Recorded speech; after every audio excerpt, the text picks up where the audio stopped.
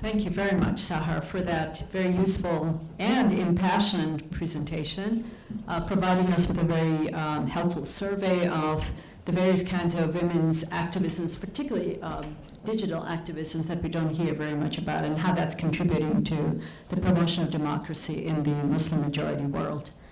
Our final speaker is Irma Makharadze, who is an independent researcher from Tbilisi Institute of Asia and Africa. And she is speaking on the topic of, now this time, defending democracy in the Muslim world, a path to justice, stability, and prosperity.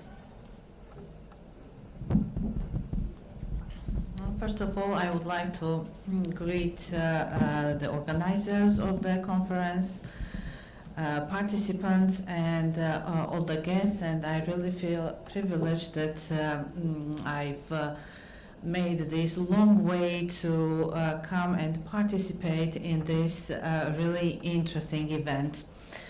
So, in today's global political climate, Muslim majority countries face a range of complex and interconnected challenges. These challenges have made it increasingly important to defend and strengthen democratic governance. Democratic systems are especially valuable in societies with diverse populations. Many Muslim majority states are home to a rich mix of ethnic, religious, and cultural groups. When democratic principles are applied, such as the protection of minority rights and the encouragement of broad political participation, they help reduce marginalization and build social unity. There is ongoing debate about the relationship between Islamic teachings and democratic values. Muslim societies have different political histories and cultural backgrounds, which shape their views on governance. One of the main points of today's discussion is how Islamic ideas can align with and even support democratic principles. While democracy is sometimes seen as a Western concept, its core values such as human dignity, individual freedom, and inclusive governance are universal and can be meaningful and relevant across different cultures and religious contexts. Many scholars, next slide please. Many scholars argue that the Quran contains principles that can support democratization, such as shura, consultation, adl, equality or justice, religious tolerance, accountability, and opposition to oppression and tyranny. Shura, consultation, the slide before, please. What I tried to do it was to search for the principles in the Quran which is relevant to democracy, and to bring these principles to strengthen the idea of democracy, the idea that it is possible to make a basis, a good basis in the religious book itself for a modern realization of democracy in Muslim majority countries. So, the Quran says, consult them in matters, and when you have decided, then rely upon Allah, which encourages leaders to consult their people. The concept of shura, mutual consultation, can be highlighted as a democratic principle. It suggests that rulers should not act dictatorially, but should consult with the people. Some modern Muslim scholars and activists interpret shura as the Islamic foundation for parliamentary democracy, or systems where leaders are accountable to people. Equality and justice. Quran says, indeed, Allah commands you to render trust to whom they are due, and when you judge between people and judge with justice. This calls just governance and trustworthy leadership. Justice or adl is a core value. In a democratic system, this would translate to laws that are fairly applied, leadership that is accountable, and institutions that serve everyone equally.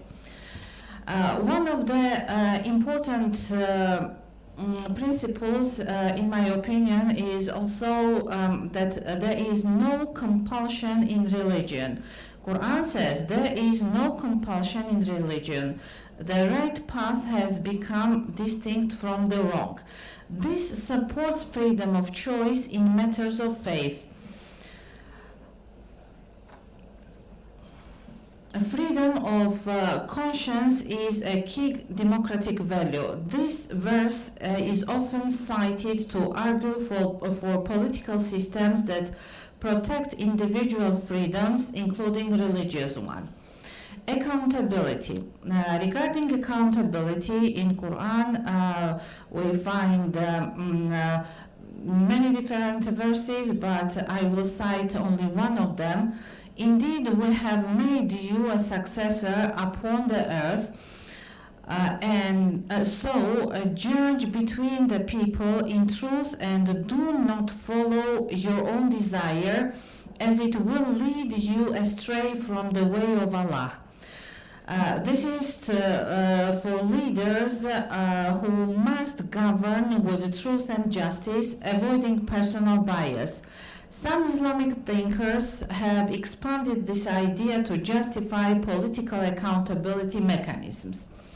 And the next thing is opposition to tyranny and oppression.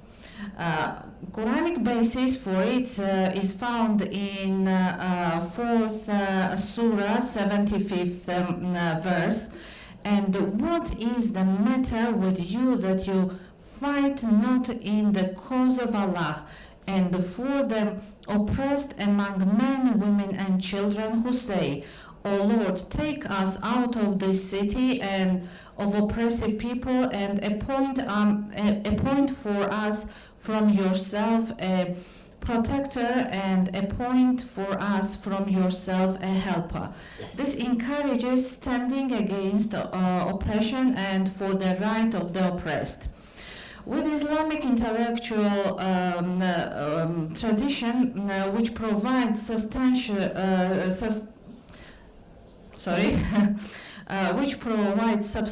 support for the principles of democratization, rooted in the Quran, emphasizes on consultation, justice, accountability. Al-Mawardi, writing in the 11th century, I guess the slide before, please. The previous slide, please. Okay, so Al-Mawardi, writing in the 11th century, maintained that the political authority should emerge through consultation among the qualified and must serve the public good. Al-Ghazali further reinforced this notion by arguing that rules derive legitimacy from their adherence to justice, and that the people have a duty to advise and, if necessary, correct their leaders. Ibn Taymiyyah advanced these ideas by asserting that governance is a divine trust and rulers must uphold justice or be held accountable by the community. Building upon these classical foundations, modern Islamic thinkers, next slide please, have argued that democracy is not only compatible with Islamic governance, but essential to its ethical realization. Khalid Abu al-Fadl contends that democracy operationalizes the Quranic mandates for consultation and justice by institutionalizing public participation and safeguarding moral responsibility. Rashid Ghanouchi similarly emphasizes that Islam supports a civil state based on political pluralism, electoral competition, and individual freedoms. Abdul Karim Surush offers a profound philosophical rationale, asserting that while divine revelation is infallible, human understanding of religion is inherently fallible, thus necessitating democratic openness to divine interpretations and critical discourse. Together, these classical and contemporary perspectives reveal that democratization is not an alien import to Islam, but rather a modern articulation of its enduring moral and political ideas. Empirical studies indicate that democratic governance correlates with sustainable economic development as it promotes institutional transparency and adherence to the rule of law. Authoritarian regimes, by contrast, frequently engender corruption and economic stagnation due to the absence of accountability mechanisms. The establishment of subtle democratic institutions in Muslim-majority states has the potential to attract foreign investment, alleviate poverty, and enhance overall socio-economic development. Educational initiatives that emphasize the theoretical and practical congruence of democratic principles with Islamic governance can serve a counter prevailing misconception and bolster public support for democratic reforms. Additionally, institutional actors must adopt a strategic approach in supporting democratization efforts, one that involves diplomatic engagement, economic investments, and institutional capacity building, while simultaneously respecting the principle of non-interference in domestic political affairs. Finally, sustainable economic development constitutes a fundamental pillar of democratic stability. Policymakers must prioritize strategies aimed at reducing socioeconomic disparities and enhancing access to essential services, including education, healthcare, and employment opportunities. The defense and promotion of democracy within the Muslim world thus emerge not only an ethical imperative but also as a strategic necessity in counteracting global authoritarianism. By integrating democratic governance with fundamental Islamic principles of justice and equity, Muslim-majority nations can cultivate political systems and uphold human dignity, foster economic prosperity, and contribute to international peace and stability. In conclusion, the defense of democracy in the Muslim world is not merely a political choice, it is a moral, theological, and strategic imperative.